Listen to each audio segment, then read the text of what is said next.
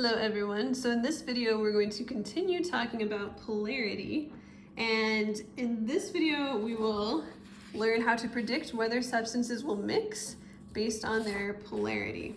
So just as a review, we learned about polar molecules, and polar molecules are molecules that have a negative side and a positive side because they have bond dipoles that don't cancel out.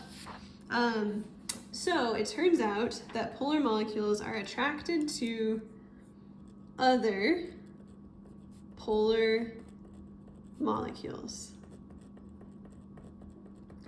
So there's a saying with polarity that like attracts or mixes with or dissolves.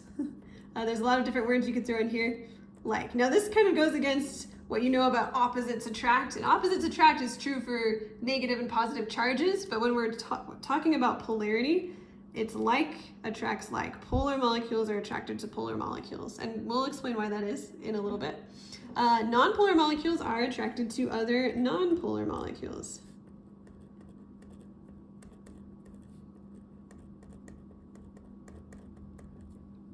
So are polar and nonpolar molecules attracted to each other? The answer is no.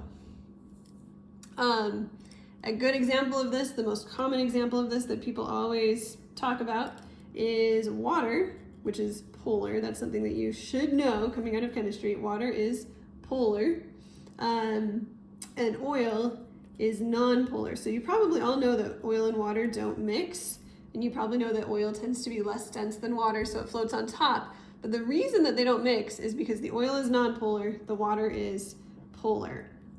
And just as an aside, something that's helpful to know, any molecule with just carbon and hydrogen bonds, which includes oil and a lot of other kind of organic molecules, any molecule with just CH bonds is nonpolar.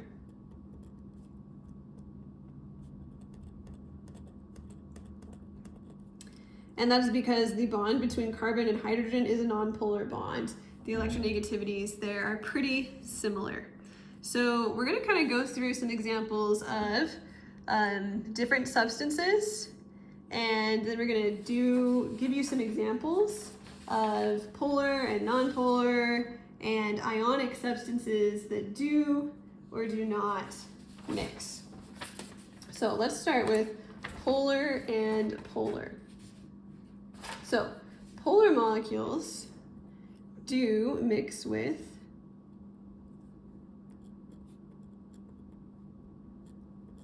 other polar molecules. So, for example, water is polar and so is alcohol. And those two things will mix together. If you buy rubbing alcohol at the store, that is a mixture of mostly isopropyl alcohol and some water.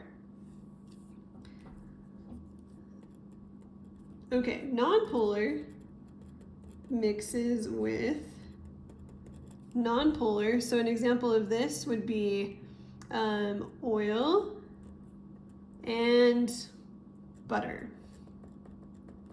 Or you could do gasoline and grease. Sometimes people will wash grease off of their hands with gasoline, which probably isn't the best idea, but it does work because all of these substances are nonpolar.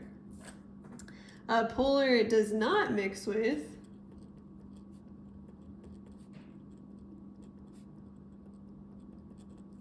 nonpolar, so our big example of that would be water and oil.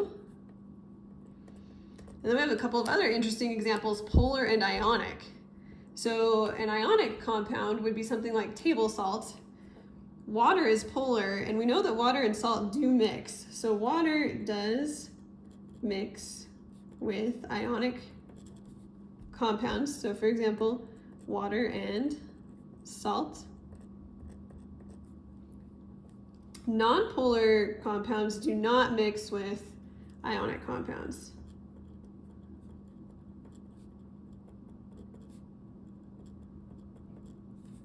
So an example of this would be oil and salt. If you try to mix together oil and salt, the salt will not dissolve. It'll just sit there. So let's talk about why this would be. Why are polar molecules attracted to other polar molecules and to ionic compounds? but not to nonpolar molecules. So the answer to this is in the charges. So polar molecules have these partial charges. If we have another molecule that has charges, like say another water molecule like this, the negative and positive charges are going to be attracted to each other and they're going to stick together. Whereas if we have a molecule that's nonpolar that doesn't have these charges, the polar molecules are not going to be attracted to it.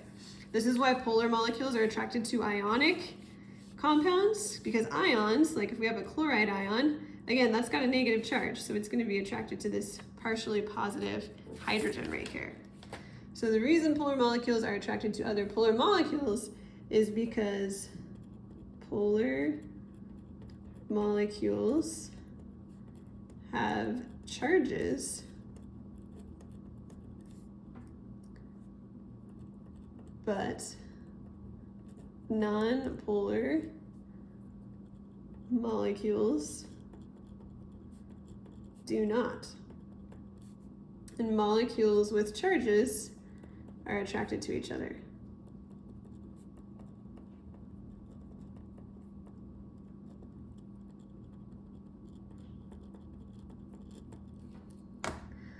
All right, and so that is how we can predict whether substances will mix based on their polarity. So polar and polar mix, nonpolar and nonpolar mix, polar and nonpolar do not mix, polar and ionic mix, and nonpolar and ionic do not mix. And that is all because of charges.